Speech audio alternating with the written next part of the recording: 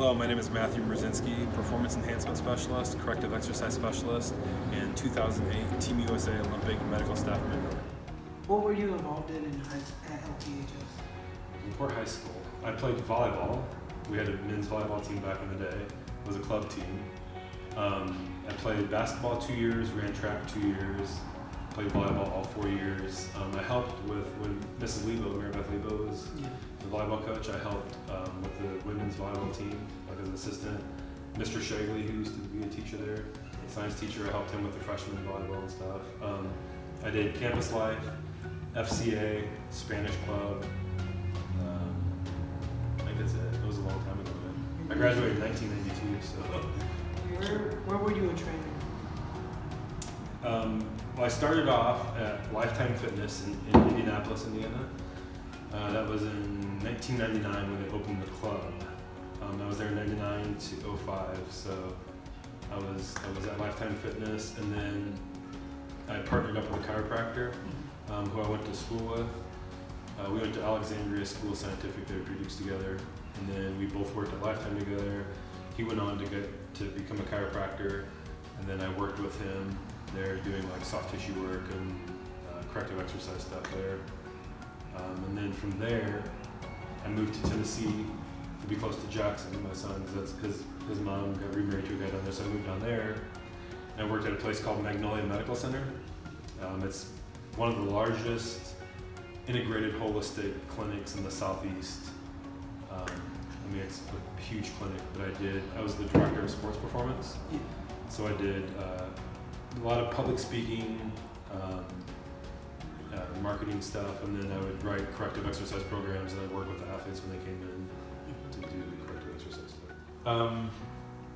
We've got time, right? This is a long story. So I was working at Lifetime Fitness, where I told you I was working, and I had a guy that came to me for therapy on his shoulder, and he really liked my work and my bedside manner, as they call it, like working with him and stuff and explaining everything I was doing in that. And he'd come to me like 3 or 4 times, and all I knew is he was a diving coach. That's all I knew. And come to find out, he was the director of the National Training Center for USA Diving for the U.S. Olympic Committee. The National Training Center was in Indianapolis, and he kept bugging me to come down and work with the athletes. Like he liked the active isolate stretching I do. He kept bugging me to come down and work, and I'm like, no, I'm fine. I don't want to. At the time, I was going through my divorce, so it was like outside stuff going on, and I was like, I'm fine. I don't want to, do anything or whatever. But then finally, I went down. It was a Wednesday night. I wish I could remember the exact date, but I remember it was a Wednesday night, and he told me, you're coming downtown this Friday to the National Training Center, to the dry land center. They had dry land separate from the aquatic facility. He said, you're going to meet Dr. Ron O'Brien. He was an 8-time Olympic coach. He was the high performance director for USA Diving. He really wants to meet you. And I'm like, okay. So I went down and met him, and he just asked me all kinds of questions and had me work with some of the athletes and kind of shadowed me, I guess. And then he just asked me if I'd be interested in working there. I said, I'll talk to him. So we sat down and talked and came up with like a figure, like what they would pay me. And I just started working at the training center. I was working 2 days a week, and then eventually it went to 3 days a week. But it was we are in the process of bringing a healthy option place to the court. So it's going to be all local, organic, fresh, cold pressed juices, smoothies, like real smoothies with real fruit, organic fruit. And then eventually some acai bowls, fruit bowls, quinoa bowls, possibly some poke, ahi tuna bowls. So healthy grab and go options, and then the cold pressed juice and the smoothies. TRX, I think I'm one of the only ones around. I know there's a place in New Buffalo, but doing the TRX training, which is your body's is the machine, like your body's your machine. But the thing that I think sets myself apart from other people is